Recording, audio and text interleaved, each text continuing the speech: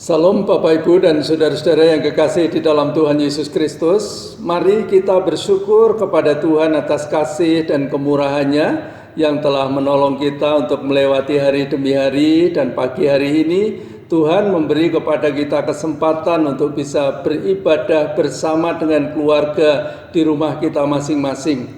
Mari kita wujudkan syukur kita dan kesungguhan hati kita untuk beribadah kepada-Nya pada pagi hari ini. Kita akan mengawalinya dengan menyanyikan pujian dengan kesungguhan hati kita.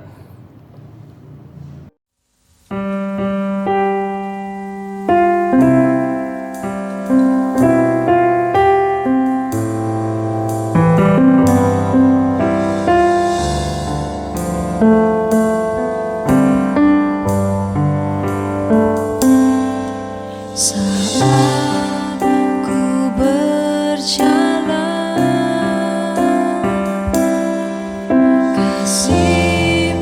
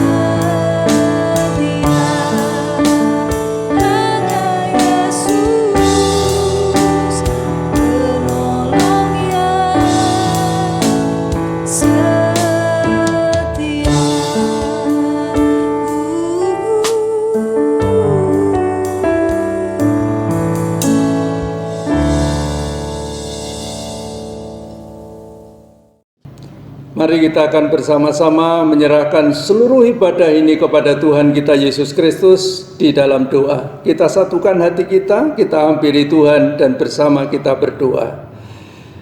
Bapa yang bersemayam di dalam kerajaan surga, di kesempatan pagi yang berbahagia ini Tuhan, kami bersama dengan segenap jemaat-Mu datang menghampiri Engkau untuk menyerahkan seluruh ibadah kami pada pagi hari ini. Kiranya Tuhan akan menolong kami semua supaya dalam ibadah ini kami sungguh-sungguh dapat memusatkan hati pikiran kami ke arah Tuhan, sehingga ibadah kami boleh berkenan kepada Tuhan, nama-Mu dipuji, diagungkan dan dipermuliakan, dan kuasa-Mu akan melawat setiap kami jemaat-Mu ini Tuhan, supaya di dalam ibadah kami pada pagi hari ini kami boleh datang dengan segala kerendahan hati kami untuk memuliakan Tuhan. Kami percaya Engkau menggenapi janji-Mu, di mana 2-3 orang bersekutu di dalam nama-Mu, maka Engkau hadir di tengah-tengah kami. Terima kasih Tuhan Yesus Kristus. Pagi hari ini kami hanya akan memulai seluruh ibadah ini dengan pengakuan bahwa pertolongan kita adalah di dalam nama Tuhan, Allah yang telah menciptakan langit bumi dan segala isinya, yang di dalam kasih dan kesetiaannya tidak pernah meninggalkan buah perbuatan tangannya kekal selama-lamanya. Kiranya turun atas saudara-saudara sekalian anugerah dan sejahtera di dalam nama Bapa, Putra, dan Roh Kudus. Amin. Saudara, mari kita akan bersama-sama mempersiapkan hati untuk bisa membaca dan merenungkan firman Tuhan, dan kita akan mempersiapkannya dengan satu permohonan kepada Tuhan melalui pujian kita pada pagi hari ini.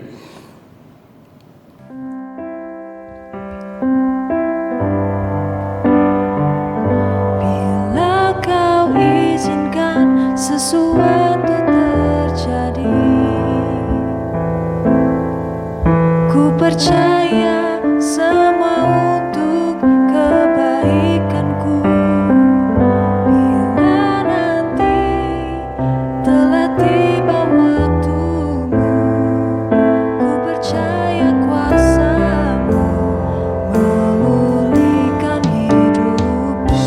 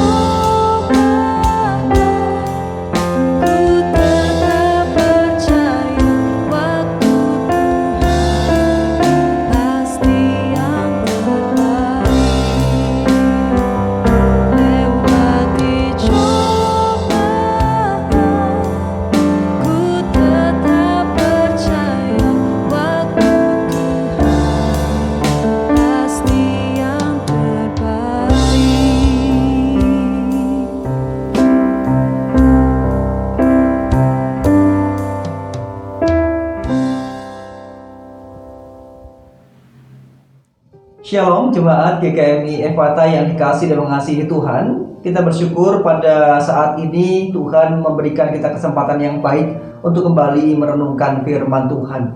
Tetapi sebelumnya saya mengajak kita untuk berdoa terlebih dahulu. Mari kita berdoa.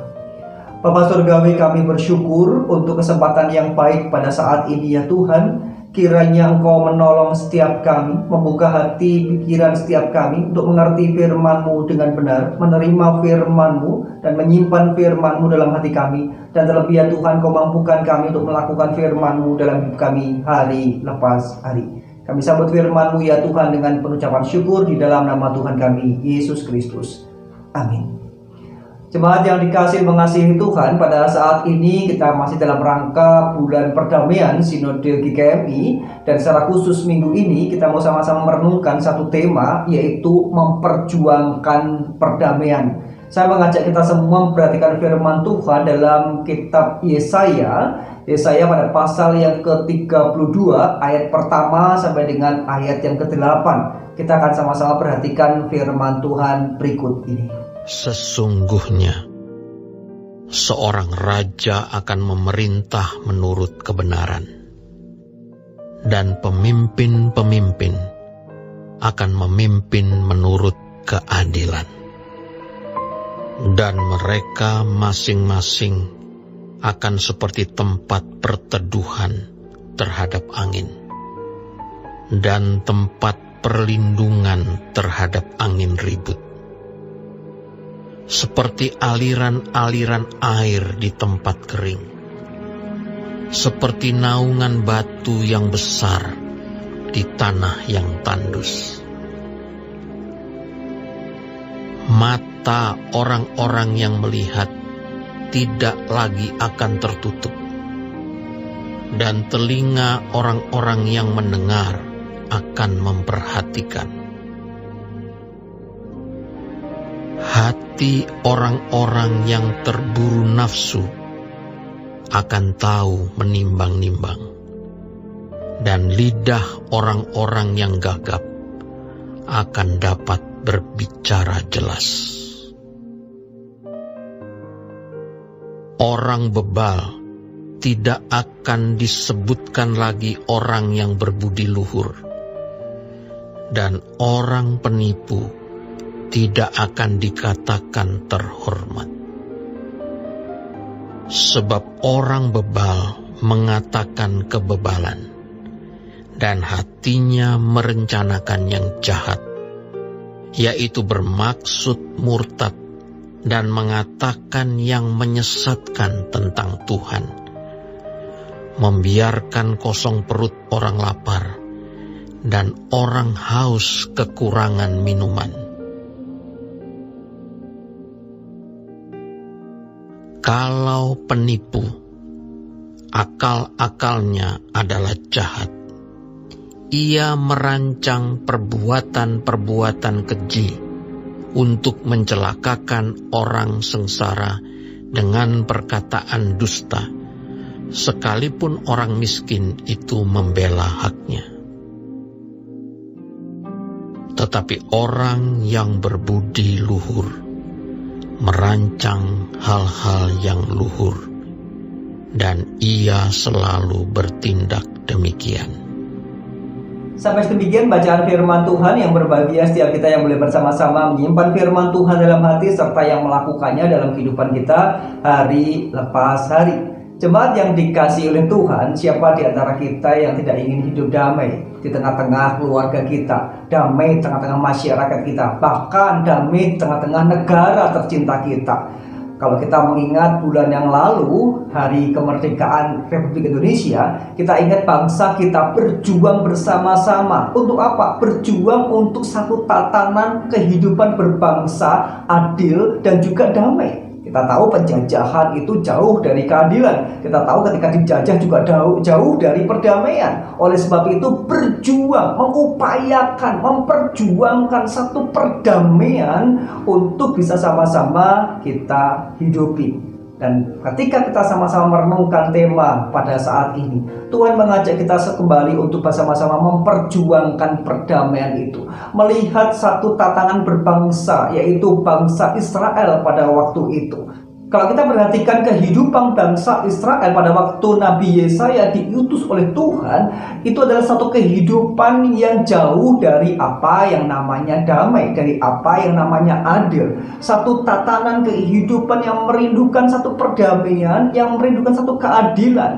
Apa yang terjadi pada waktu itu? Mari sama-sama kita saksikan. Pertama-tama kita melihat kejatuhan Babel dan bangsa-bangsa tetangga Israel. Yesaya dapat melihat bahwa kekuatan Asyur yang hebat suatu hari nanti akan digantikan oleh kerajaan Babel, bangsa yang bahkan lebih merusak dan sombong. Raja-raja Babel mengklaim bahwa mereka lebih tinggi dari semua allah lainnya, dan karenanya Tuhan bersumpah untuk meruntuhkan Babel. Dan bukan hanya Babel, Yesaya juga menyebutkan tetangga-tetangga Israel yang juga memiliki kesombongan dan ketidakadilan yang sama, dan memprediksikan kehancuran penghabisan mereka.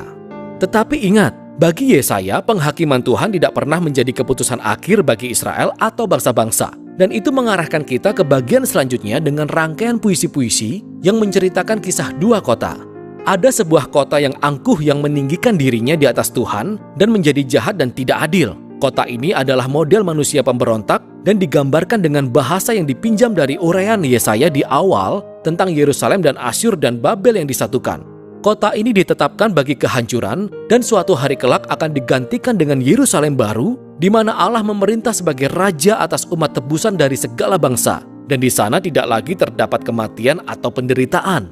Pasal-pasal ini adalah klimaks di bagian ini dan menunjukkan bagaimana pesan Yesaya merujuk jauh melampaui masanya, yakni sebuah pesan bagi semua orang yang menantikan Tuhan untuk membawa keadilannya atas kerajaan-kerajaan penindas yang kejam, dan membawa kerajaannya yang penuh keadilan, kedamaian, dan kasih yang memulihkan. Itulah yang dihadapi oleh bangsa Israel pada waktu itu. Ketika Nabi Yesaya diutus Tuhan untuk menyampaikan firman-Nya. Memang bangsa Israel dihukum oleh Allah. Tetapi penghukuman itu kemudian tidak berhenti. Allah kemudian menyatakan keselamatannya. Allah berbelas kasihan kepada bangsa Israel. Dalam situasi kondisi yang jauh dari apa yang namanya adil, yang jauh dari apa yang namanya damai itu. Kemudian Allah menyatakan nubuatannya, rasa sayangnya itu, kasih setianya itu kemudian disampaikan melalui Nabi Yesaya. Kita perhatikan di ayat pertama sampai dengan ayat kedua dikatakan, sesungguhnya seorang raja akan memerintah menurut kebenaran dan pemimpin-pemimpin akan memimpin menurut keadilan.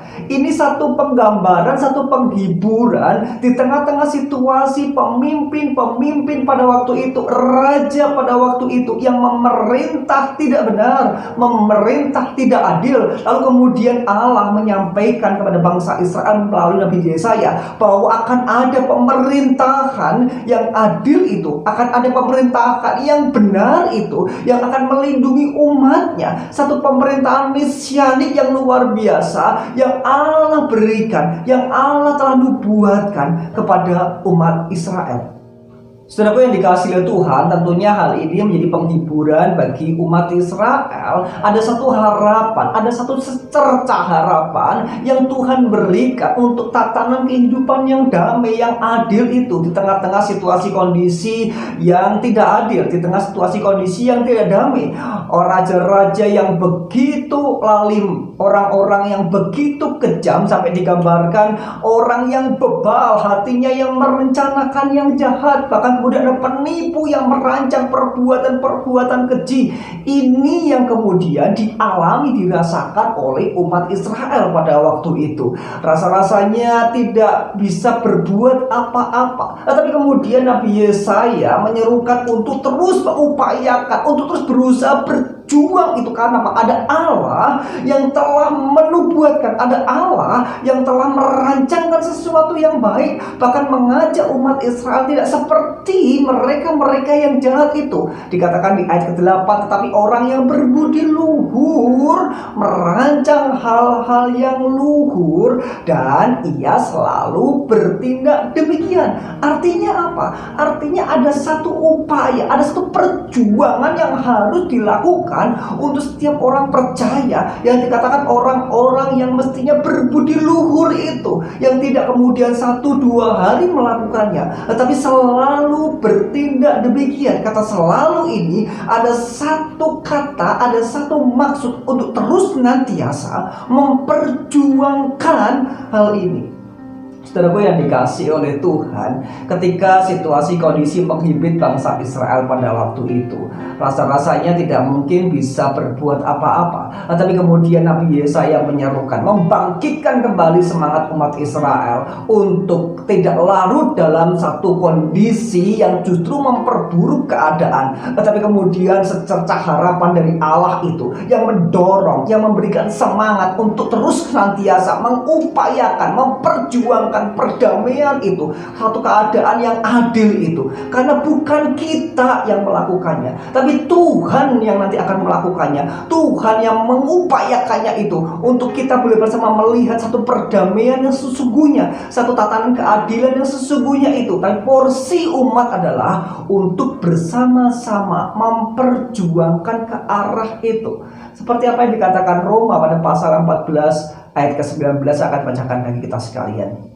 Sebab itu, marilah kita mengejar apa yang mendatangkan damai sejahtera dan yang berguna untuk saling membangun. Kita mengejar, porsi kita adalah mengejar, memperjuangkan, mengupayakan apa yang mendatangkan perdamaian, damai sejahtera itu, dan yang saling membangun satu dengan yang lain. Kalau kita berada di tengah-tengah keluarga kita, tidak mungkin di tengah-tengah keluarga kita tiba-tiba damai tanpa ada yang mengupayakan. Dari sisi suami, dari sisi istri, atau papa, mama, bapak, ibu, anak, semua harus saling mengupayakan, saling berjuang untuk membangun atau terciptanya satu kedamaian tengah-tengah keluarga. Anda yang berjuang itu hanya anak saja, tapi orang tuanya terus uring-uringan, keluarga itu tidak mungkin bisa damai. Tidak mungkin tercipta satu perdamaian di tengah-tengah keluarga itu. Atau kebalikannya, orang tua berupaya mati-matian memperjuangkan ketatanan yang damai, tapi anaknya, kakak dan adik uring-uringan. Atau memperjuangkan perdamaian hanya dilakukan oleh menantu atau mertua saja. Ya tidak mungkin kalau kemudian tidak saling memperjuangkan satu dengan yang lain. Artinya, baik saya sebagai anak, baik saya sebagai orang tua, baik saya sebagai papa, sebagai mama, sebagai menantu, sebagai mertua, semua mengupayakan ke arah perdamaian itu. Itu yang namanya perjuangan, memperjuangkan itu. Sama ketika bangsa Indonesia dulu ketika memperjuangkan, tidak mungkin Insinyur Soekarno, Hatta memperjuangkan sendirian. Tidak mungkin. Ada golongan muda, ada golongan tua yang bersatu padu untuk memperjuangkan itu. Betapa indahnya sebuah gereja, komunitas yang membawa damai sejahtera itu, yang kemudian mencerminkan hal ini, berusaha memperjuangkan perdamaian ini. Golongan tua, golongan muda, baik perempuan, baik kemudian laki-laki, anak-anak, semuanya memperjuangkan tatanan gereja yang damai, tatanan perdamaian yang sama-sama bisa dihidupi, dinikmati, bahkan menjadi berkat, menjadi kesaksian yang nyata bagi orang yang melihatnya. Saudaraku yang dikasihi Tuhan, di bulan perdamaian ini tidak kebetulan kalau tema pada minggu ini adalah memperjuangkan perdamaian. Bahkan di tengah-tengah situasi yang hopeless sekalipun, yang tidak mungkin rasa-rasanya untuk bisa menerima satu perdamaian seperti yang dialami bangsa Israel pada waktu itu. Tetapi ketika Allah sang sumber damai sejahtera itu telah turun ke dunia, sang Raja damai itu, sang Immanuel yang menyertai itu, bukan sekedar turun pada waktu bayi kecil mungil saja, tapi sang Immanuel itu sampai kesudahannya, dikatakan firman Tuhan, menyertai saya dan saudara sekalian. Sang Raja damai itu ada dari sekarang sampai selama-lamanya, dari kekekalan sampai kepada kekekalan. Kita mau bersama-sama menikmati itu, kita bersama-sama menghidupi itu. Bagaimana kita tidak memperjuangkannya sendirian, karena ada sang sumber damai yang akan melimpahkan damai sejahteranya. Tinggal kita mau melakukannya atau tidak. Itu porsi saya dan saudara. Apakah kita memperjuangkannya atau tidak? Dan sumber damai itu yang akan terus melimpahkan berkat damai sejahtera itu atas setiap upaya kita, perjuangan kita untuk memperjuangkan perdamaian dengan tulus ikhlas tentunya, tanpa pamrih, tanpa satu embel-embel untuk mengeruk atau mencari keuntungan pribadi. Tapi bagaimana tulus hati kita mau sama-sama persembahkan pada Tuhan untuk memperjuangkan satu tatanan yang damai, satu tatanan yang adil, yang membawa kebaikan bagi semuanya, baik tengah-tengah keluarga, di masyarakat, di gereja, bahkan di bangsa dan negara kita.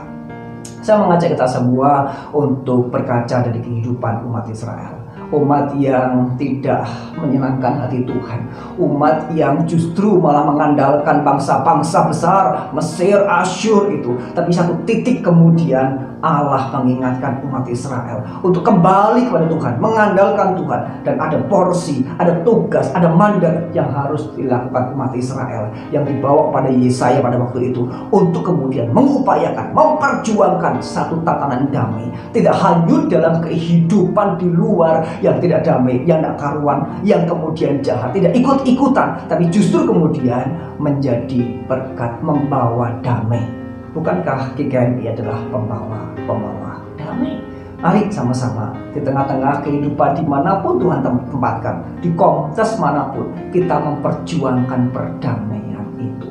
Kita menjadi contoh duta-duta damai dimanapun kita berada. Tetangga kanan kiri melihat keluarga-keluarga jemaat GKMI, ada keluarga-keluarga yang kemudian memperjuangkan perdamaian. Ketika kita tengah-tengah lingkungan pekerjaan kita melihat satu karyawan GKMI itu beda. Karyawan yang terus senantiasa memperjuangkan perdamaian. Bagi anak-anak semua yang siswa-siswi sekolah, baik SD, baik kemudian SMP, SMA, sampai kemudian perguruan tinggi, bagaimana tengah-tengah lingkungan sekolah, baik situasi online sekarang ini, tapi tetap bisa memperjuangkan perdamaian. Karena apa? Karena kita sama-sama menjadi pembawa damai, sehingga kasih perdamaian itu boleh sama-sama dirasakan di tengah-tengah komunitas di mana kita berada. Ada satu ungkapan yang menggelitik ketika ditanya situasi kondisi yang tidak enak. Kalau kemudian saya rubah sedikit kalimatnya, akan menjadi berbunyi demikian. Ketika kita berada di situasi yang tidak damai, jangan salahkan orang-orang di sekitar itu. Jangan salahkan situasi kondisi yang membuat kemudian tidak damai. Jangan kemudian mencari kambing hitam, bahkan kemudian menyalahkan pemimpin-pemimpin pada waktu itu. Tetapi yang patut disalahkan dan dipertanyakan adalah di mana sang terang dan garam dunia itu yang mestinya hadir membawa damai, yaitu saya dan saudara. Di mana keberadaan orang-orang percaya yang mestinya berdampak, bukan menjadi duta damai dimanapun kita berada. Kiranya firman-Nya pada saat ini mendorong kita, memotivasi kita, memampukan kita sama-sama untuk terus berjuang dalam segala situasi kondisi seberat apapun. Kita terus sama-sama mengupayakan, bahkan sekecil apapun usaha kita yang kita lakukan dengan tulus ikhlas di depan Tuhan, itu Tuhan pasti akan berkati untuk mendatangkan dampak yang luar biasa. Kiranya firman-Nya memberkati kita sekalian. Mari kita berdoa. Bapa Surgawi, kami bersyukur untuk firman-Mu pada saat ini. Tolong kami ya Tuhan sebagai duta-duta damai-Mu, untuk kami boleh bersama-sama memperjuangkan perdamaian di tengah-tengah komunitas dimanapun kami berada. Di keluarga kami, di lingkungan sekolah kami, pekerjaan kami, bahkan di masyarakat dimanapun Engkau tempatkan kami. Kami menjadi pembawa damai. Kami terus mengupayakan perdamaian. Kami terus memperjuangkan perdamaian, sehingga nama Tuhan yang dipermuliakan. Demi nama Tuhan Yesus kami bersyukur dan berdoa. Amin.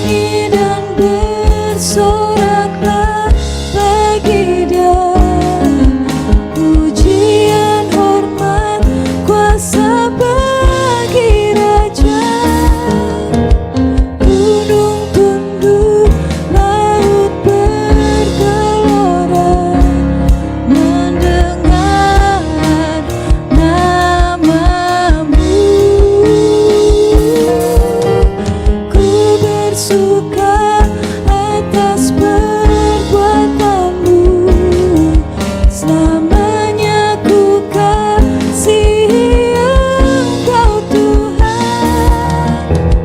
Tiada janji seperti yang ada padamu. Tiada janji seperti yang ada padamu. Tiada janji seperti yang ada padamu.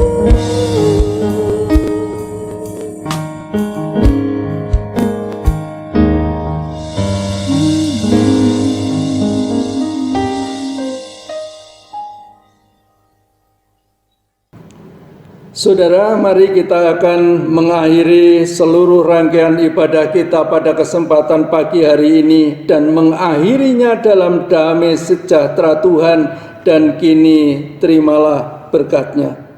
Tuhan memberkati engkau dan melindungi engkau. Tuhan menyinari engkau dengan wajah-Nya dan memberi engkau kasih karunia. Tuhan menghadapkan wajah-Nya kepadamu dan memberi engkau damai sejahtera dari sekarang ini dan sampai selama-lamanya. Amin. Puji Tuhan, Bapak, Ibu, dan saudara-saudara yang kekasih, biarlah kita mengakhiri ibadah ini dalam damai sejahtera Tuhan. Saya terus berharap kepada Bapak, Ibu, dan saudara, kita berdoa supaya kita semua tetap sehat dan seluruh keluarga kita juga tetap sehat. Kita tetap akan disatukan menjadi keluarga besar di dalam wadah GKMI Fata. Hidup saling mengasihi, menghormati, dan memotivasi satu dengan yang lain supaya kita tetap bersemangat. Kiranya kehidupan kita akan menjadi kehidupan yang menyenangkan hati Tuhan. Selamat pagi Bapak, Ibu, dan saudara. Tuhan memberkati kita bersama. Amin.